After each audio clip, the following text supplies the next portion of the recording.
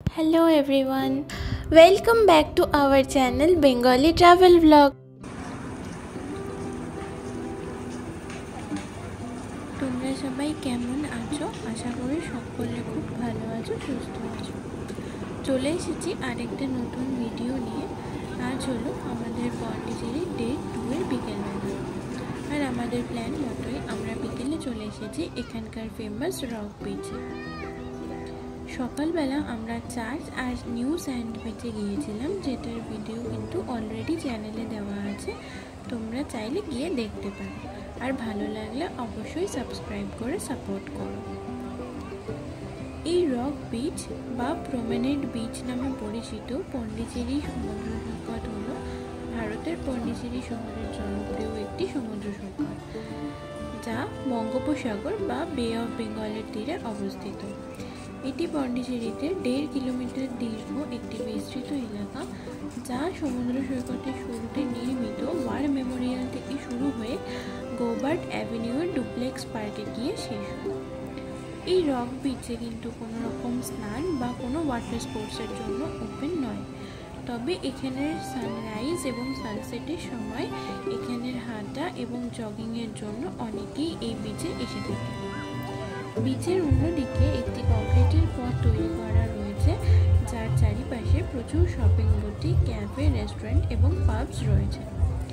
সমুদ্র সৈকতের চারিপাশে নির্মিত বিভিন্ন হোটেলে বিদেশি এবং স্থানীয় ভ্রমণকারীদের জন্য একটি আনন্দদায়ক থাকার ব্যবস্থাও কিন্তু এখানে রয়েছে। এই সমুদ্র সৈকত রেস্টুরেন্টগুলিতে ফরাসি, ভারতীয়, আরবি এবং চাইনিজ সহ বিভিন্ন খাবার পরিবেশন করা হয়। কিছু জায়গায় লাইভ ব্যান্ড পরিবেশনাও রয়েছে, যা অনেক পর্যটককে আকর্ষণ করে থাকে।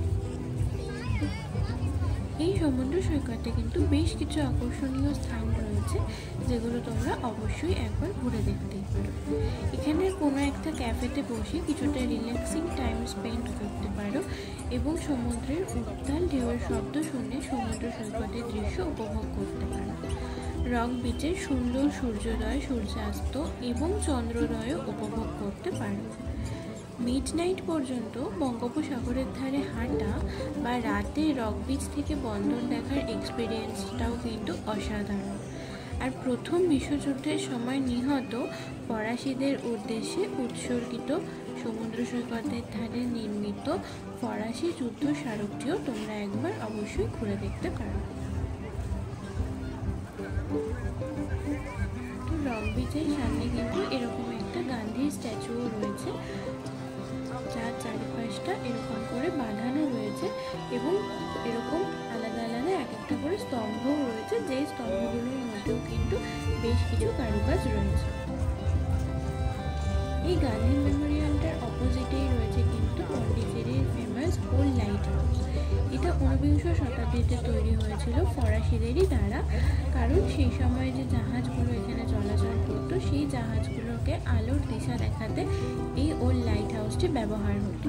পরবর্তীতে ভারত সরকার একটি নতুন লাইট হাউস নির্মাণ করেছে, যেটি শহরের ভিতরে অবস্থিত।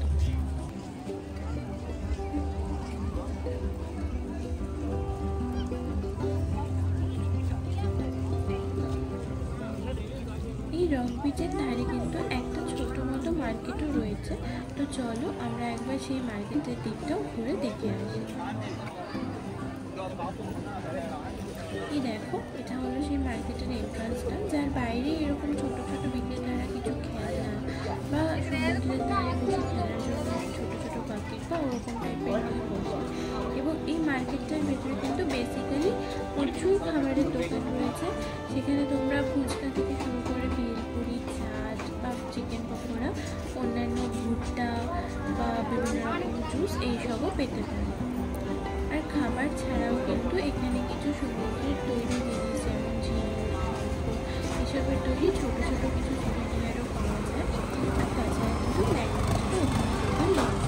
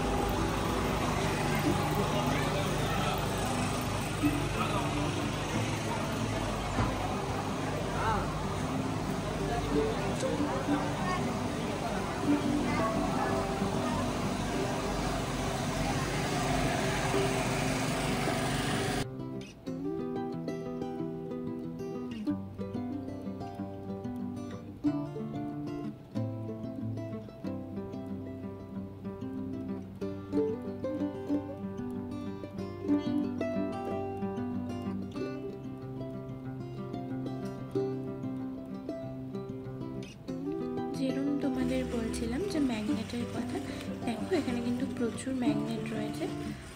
আর এই যে বলছিলাম ভুট্টা, এখানে কিন্তু এই ভুট্টাগুলো খুবই টেস্টি ছিল। আমরাও কিন্তু এখান থেকে দুটো ভুট্টা নিয়ে খেয়েছিলাম, ভীষণই ভালো ছিল। মার্কেটটা ঘোরা হয়ে গেলে আমরা আবার বেরিয়ে আসি এবং বিচের ধারে এটি একটি ক্যাফে ছিল, যেটাও একটি ফরাসি ক্যাফে। আমরা ওখানে গিয়ে কিছুটা টাইম স্পেন্ড করি।